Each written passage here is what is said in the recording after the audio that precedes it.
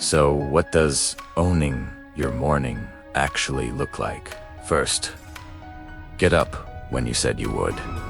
Not 15 minutes later, not after 2 snoozes when you said.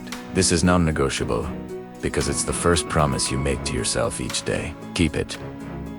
Second, for the first 30 minutes, no phone. Not a glance, not a quick check. Nothing. This is your time, before the world gets its hands on it. Before the notifications and the news and the emails and the social media pull you out of yourself and into everyone else's agenda. 30 minutes. Yours. Third, move your body. It doesn't have to be a full workout. 10 minutes of stretching, a brisk walk around the block, some body weight exercises, a yoga flow, whatever it is. Get your blood moving. Your brain works better after movement. Your mood improves. Your energy increases. The science on this is unambiguous, and it costs you nothing. Not a gym membership. Not equipment. Just 10 minutes and the willingness to move. Fourth, spend a few minutes planning your day. Not obsessively, not with a color-coded spreadsheet and 17 different productivity apps. Just a few minutes. What are the 3 most important things you need to do today? Write them down. That's your North Star. Everything else is secondary. When in doubt, come back to those 3 things. This morning routine, simple as it sounds, is genuinely transformative when practiced consistently. Not because any individual element is revolutionary, but because the whole package sends a powerful message. It says, I am in control of my time. I am intentional about my energy primera vea plan, and I start before the world tells me to. That's discipline. That's power, and it's available to you tomorrow morning. Now, throughout the day, discipline continues to operate in the small moments. The moment when you're about to mindlessly check social media and you catch yourself and you choose to work instead. The moment when a colleague is being difficult and you feel the urge to react emotionally and you choose to pause and respond thoughtfully instead.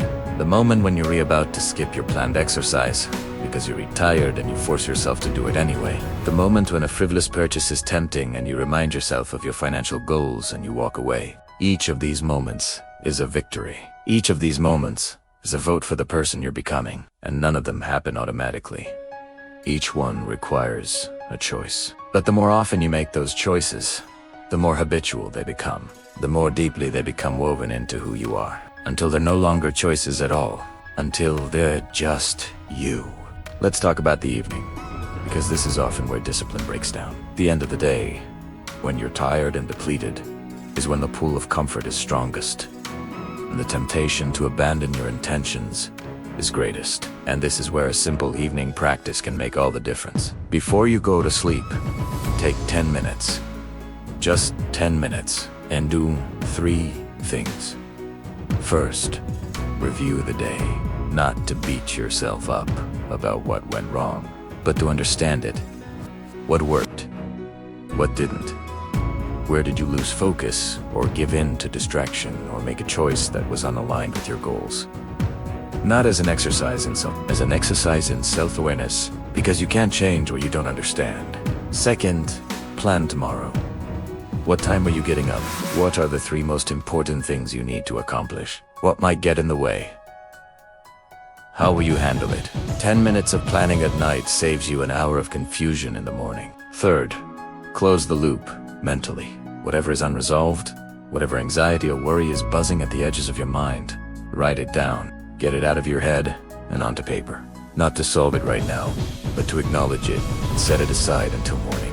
Your brain stays busy when it feels like unresolved things might be forgotten. When you write them down, you give your brain permission to let go, and you'll sleep better for it. Sleep, by the way, is not a luxury. It is a non-negotiable pillar of discipline. I know it seems counterintuitive in a conversation about discipline to tell you to prioritize sleep. Aren't disciplined people the ones who sacrifice sleep to get more done? No, that's a myth. That's the productivity hustle culture version of discipline, which is actually just chronic stress wearing discipline's clothes. Real discipline includes disciplined rest. 7 to 8 hours of sleep is not laziness. It's fuel. It's when your brain consolidates learning. It's when your body repairs, recovers. It's when your emotional regulation restores. Sleep-deprived people make worse decisions, have less willpower, are more reactive emotionally, and are less creative. Sleep-deprived people are less disciplined people. So getting enough sleep is not in spite of discipline. It's because of discipline. It's choosing your long-term performance over your short-term feeling of virtue. Let's talk about your body for a few minutes, because physical discipline is foundational to everything else. Not because looking good is the goal, though that can certainly be a nice side effect, but because the discipline you build in your physical life directly transfers to your mental and professional and financial life. When you train your body to do uncomfortable things, to push past tiredness, to keep going when it wants to stop, you're not just building physical strength. You are building mental resilience. You are building the evidence that you can do hard things. You are creating a daily practice of choosing discomfort over comfort that trains your entire system for exactly that kind of choice. The person who goes for a run in the rain because they said they would is the same person who makes the difficult phone call they've been avoiding. The same person who sits down to work when they don't feel like it. The same person who has the uncomfortable conversation that needs to happen. It's all connected. The physical discipline and the mental discipline and the emotional discipline are not separate muscles. They are all expressions of the same underlying commitment to being someone who does what they say they will do. Do you ever feel like you're trapped? Like you're constantly chasing a sense of freedom, but it always seems just out of reach? Maybe you think freedom is about having no rules, no schedule, and doing whatever you want, whenever you want. We see it all the time in movies and social media, the spontaneous trip, the all-night party, the carefree lifestyle. It looks amazing, right? But what if I told you that true freedom, the kind that lasts, isn't found in chaos? What if it's actually found in the one thing most of us try to avoid? Discipline. I know. Discipline sounds like the complete opposite of freedom. It brings to mind strict teachers, grueling workouts, and waking up at 5 a.m. It feels like a cage, not a key. For years, I believed that too. I thought that if I just broke free from all my routines and responsibilities, I'd finally be happy and free. I tried living without a plan, making decisions on a whim, and avoiding anything that felt like hard work. And you know what happened? I felt more trapped than ever. My life was messy, my goals were nowhere in sight, and I was constantly stressed, reacting to whatever life threw at me, instead of being in control. It was a paradox.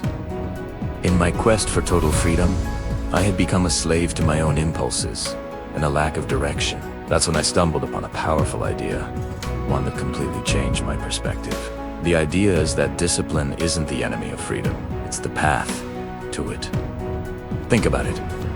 Who is more free? The musician who has spent years practicing scales and can now play any beautiful melody that comes to their mind, or the person who picks up a guitar for the first time and can only make clunky, discordant noises? The disciplined musician has earned the freedom to create. Their hard work built the skill that allows their soul to sing through the instrument.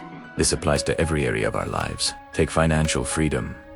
It isn't about impulsively buying whatever you desire. It's about the discipline of budgeting, saving, and investing. It's saying no to a small, temporary pleasure today, so you can have the freedom to travel the world, quit a job you hate, or handle an unexpected emergency tomorrow. The daily discipline of managing your money creates the long-term freedom from financial worry.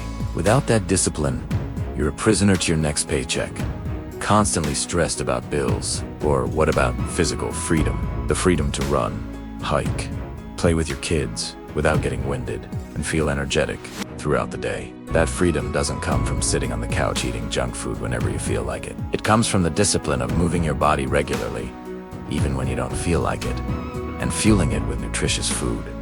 Workout. Each healthy meal is an investment in your future freedom. The freedom from illness, from low energy, and from physical limitations. Even our mental and emotional freedom is built on discipline. We live in a world of constant distraction. Our phones are buzzing, social media is screaming for our attention, and the news cycle is designed to keep us anxious. The freedom to have a clear, focused mind. The freedom to think deeply. To be present with our loved ones. To feel calm amidst the chaos requires mental discipline. It's the discipline of putting your phone away, of choosing what information you consume, of practicing mindfulness or meditation. It's about training your mind to focus on what truly matters, instead of letting it be pulled in 1,000 different directions. Without this discipline, we're not free. We're puppets controlled by algorithms and external noise. The ancient Stoic philosophers knew this well. The philosopher Epictetus, who was born a slave, said, "No man is free who is not a master of himself." This is the core of the whole idea. True freedom is internal. It's not about your external circumstances. It's about your internal control. It's self-mastery. When you have the discipline to control your impulses, your emotions, and your focus, you are no longer a slave to them. You become the master of your own life. You get to decide your direction instead of being tossed around by the winds of whim and circumstance. So, how do we start building this discipline that leads to freedom? It's not about making a massive, drastic change overnight. That's a recipe for burnout and failure. The secret is to start small, ridiculously small. Do you want the freedom that comes with being physically fit? Don't commit to running a marathon next month. Start with a 10-minute walk every day. That's it. Do you want the freedom of a clear mind? Don't try to meditate for an hour. Start with 1 minute of focused breathing. The key is consistency. It's about showing up every single day, especially on the days you don't want to. Each time you choose the small, disciplined action over the easy, impulsive one, you are casting a vote for the person you want to become. You're building a new identity. That 10-minute walk, done consistently, becomes part of who you are. You're not just someone who walks. You're a person who takes care of their health. That 1 minute of breathing becomes a habit, and you become a person who values mental clarity. These small, daily acts of discipline are like building a bridge. Each plank you lay down seems insignificant on its own. It's just one small action. But, over time, plank by plank, you build a strong, sturdy bridge that can carry you from where you are now feeling trapped and reactive to where you want to be. A place of true freedom and control. And here's the beautiful part. As you build this discipline, it stops feeling like a chore.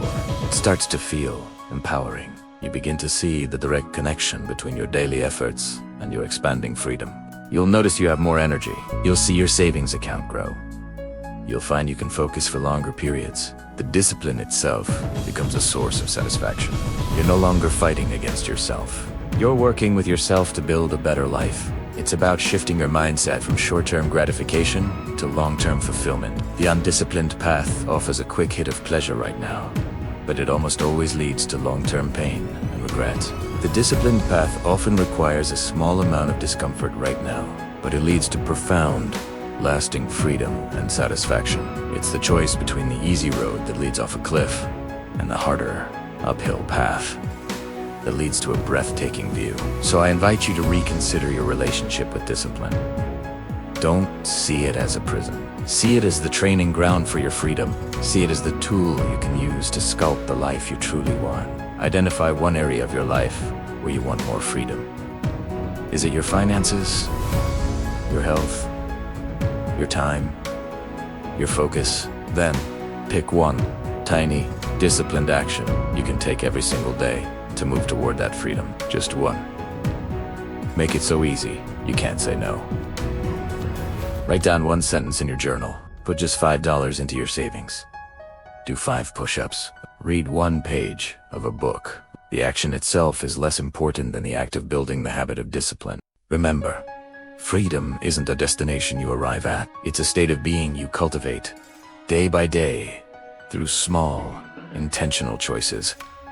It's not about having no rules. It's about choosing the right rules that will set you free. The paradox is the truth. Discipline is the path.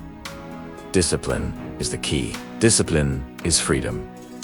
Thank you so much for watching. If this idea resonated with you, let me know in the comments what one small act of discipline you're going to start with. And don't forget to like and subscribe for more content on building a life you love. See you in the next one. Your time is coming. Keep believing. Keep fighting. Don't just watch. Go out and prove them wrong. Thank you for being part of the journey. If you liked it, please like, comment, and subscribe. Bye.